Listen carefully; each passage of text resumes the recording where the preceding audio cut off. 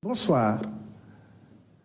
Dans un souci de modernisation et d'accessibilité à l'information gouvernementale, nous inaugurons aujourd'hui une nouvelle approche, plus interactive et simplifiée, pour vous informer des décisions prises en Conseil des ministres.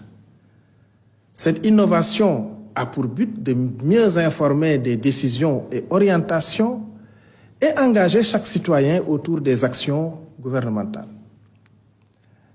Ainsi, le porte-parole du gouvernement que je suis et au besoin, les autres ministres sur des questions relevant de leur département se succéderont devant ce pupitre. Ce conseil a marqué le lancement de l'exercice 2025 dans le cadre du déploiement de l'agenda national de transformation Vision Sénégal 2050. Il s'articulera autour d'un plan d'action gouvernemental visant à consolider la transformation systémique de notre pays. Une priorité spéciale sera accordée au secteur sanitaire. Le chef de l'État a insisté sur la nécessité d'améliorer la qualité de vie des citoyens, notamment par la mise en place de filets sociaux, le renforcement de fonds de solidarité nationale, la restructuration de programmes sociaux et l'actualisation du registre national unique, afin de cibler avec précision les ménages vulnérables. Dans le cadre de la pacification et de la stabilisation du climat social, un nouveau pacte social sera conclu avec les centrales syndicales et les organisations d'employeurs avant le 1er mai. Au plan économique, le président de la République a réaffirmé sa vision d'une économie souveraine, endogène, territorialisée et résiliente, créatrice d'emplois.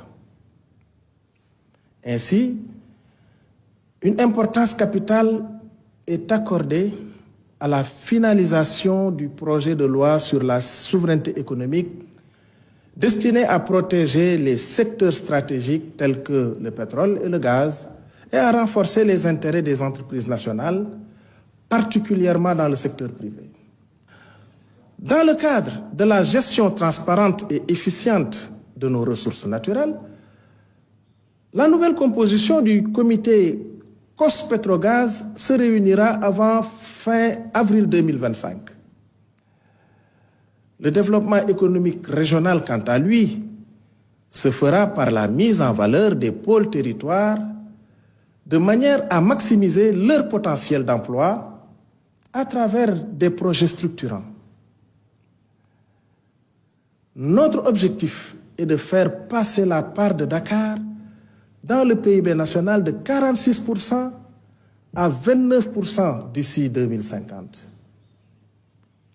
La maîtrise du coût de la vie passera au plan structurel par le développement de la souveraineté alimentaire du pays en soutenant largement le secteur primaire et l'agriculture en particulier. Le gouvernement a déjà consenti un effort budgétaire de 140 milliards de francs CFA pour atténuer les pressions conjoncturelles sur les prix et sera intransigeant sur le respect des prix intérieurs. Abordant les Jeux olympiques de la jeunesse Dakar 2026, le chef de l'État a exigé une supervision rigoureuse de l'avancement des projets afin de garantir leur livraison à temps.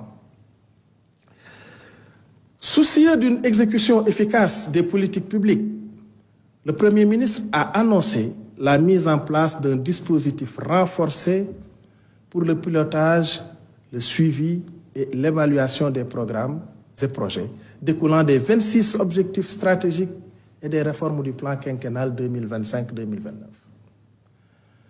La rationalisation, la priorisation et l'efficience dans l'utilisation des ressources publiques restent un enjeu majeur pour le gouvernement. C'est pourquoi le Premier ministre a décidé que toutes les dépenses d'investissement seront validées à son niveau. Un tableau prévisionnel des opérations financières de l'État sera soumis par quinzaine. Au plan législatif, 2 projets de loi d'envergure ont été adoptés par le Conseil. D'abord, le projet de loi portant réglementation de la microfinance en application des directives de l'UEMOA. Ce texte consolide la gouvernance du système de microfinance, renforce la protection des épargnants, encourage l'inclusion financière, favorise la mobilisation de l'épargne nationale et intègre des innovations couvrant le champ de la finance islamique. Ensuite, le projet de loi portant réglementation bancaire qui internalise la loi uniforme relative à la réglementation bancaire dans les États membres de l'UEMOA. Il renforce la gouvernance globale du système bancaire, assure une meilleure cohérence de son cadre réglementaire et prévoit, au-delà de la supervision, la mise en place de dispositifs de résolution.